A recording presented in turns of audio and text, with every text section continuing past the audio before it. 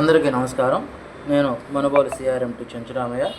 ఈ వీడియో ద్వారా మనం ఇప్పుడు FA1 ఎగ్జామ్స్ అయిపోయినాయి కాబట్టి మార్క్స్ ఎంట్రీ చేయడానికి ప్రతి విద్యార్థి కూడా లాంగ్వేజ్ మ్యాపింగ్ అనేది చేసుకోవాల్సి ఉంటుంది.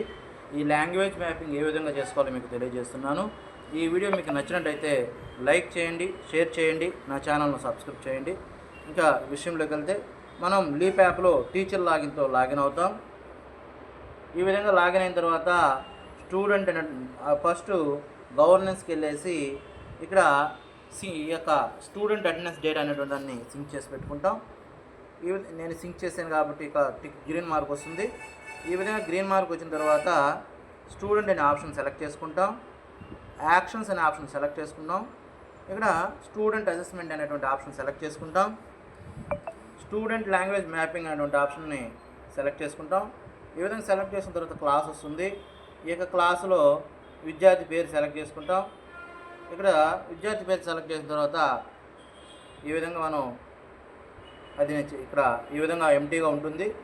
Language 1 Telugu, language 2 English, language 3 groups maths ఈ విధంగా కన్ఫర్మ్ చేయాలి.